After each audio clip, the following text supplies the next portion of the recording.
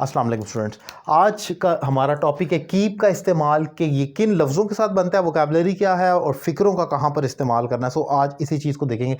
सबसे पहले देखें कीप अप। कीप अप का मतलब होता है, जैसे कहा जाता है ना, अक्सर रिमार्क्स दिए जाते हैं, कुछ फ्रेजेस फिक्स्ड हैं जो बोली और लिखी जाती हैं। कीप इट अप, इसका मतलब होता है जारी रखना। कोई काम किसी ने अच्छा किया है, कोई स्टूडेंट है या कोई भी सबऑर्डिनेट है जिसने अच्छा काम किया और आप उसको इनकरेज करना चाह रहे हैं, तो आप कहेंगे okay that's really good, keep it up, आप जारी रखें।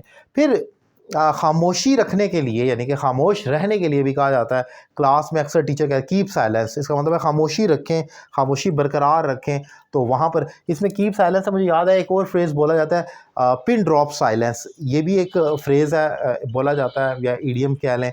इसका ये मीनिंग होता है कि बिल्कुल इतनी खामोशी हो कि पिन गिरने की भी आवाज़ है। पिन ड्रॉप साइलेंस भी कहा जाता है, अक्सर टीचर्स ये बोलते हैं, हम भी बचपन से सुनते हैं। फिर कोई राज रखना हो तो तब भी कीप का लफ्ज़ आप करते हैं। पुट अ सीक्रेट नहीं कहते या कुछ और नहीं कहते, बल्कि कीप इट अ सीक्रेट। तो कीप अ सीक्रेट, कोई राज रखना। फिर एक स्ट्रक्चर बहुत इंपॉर्टेंट है, कीप ऑन के साथ आई एन जी आता है। कोई काम करते रहना, जैसे कि ही वो कीप स्माइलिंग, कीप रनिंग, भागते रहें, खुश रहें, कीप मूविंग, चलते रहें। तो कीप के साथ आई एन जी आता है, वो भी एक स्ट्रक्चर के तौर पर हम देखते हैं। फिर कोई चीज़ दूर रखना किसी से, आप मतलब अक्सर मेडिसिन के जो बाय सब्सक्रिप्शन उसकी डिस्क्रिप्शन लिखी होती है, उस पर लिखा होता है keep it away from children, तो बच्चों की पहुंच से दूर रखें। तो कीप अवे, दूर रखना।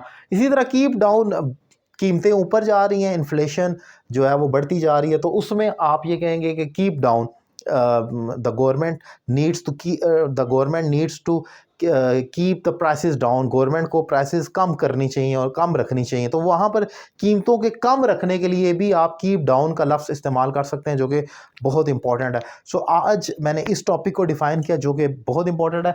कीप का लफ्ज़ याद कर ले और साथ इन लफ्ज़ों को आप इन ऑन ऐड करके, मतलब फिक्स्ड कर कर याद कर सकते हैं और अपनी स्पीकिंग और राइटिंग में चार्म ला सकते हैं। कोशिश की है कि आसान करके डिफ़ाइन कर सकूँ, आपको समझ आए और आप उसे अप्लाई कर सकें। अगर ये लेक्चर पसंद आए तो आप मुझे ऑनलाइन क्लास भी ले सकते हैं। Thank you very much.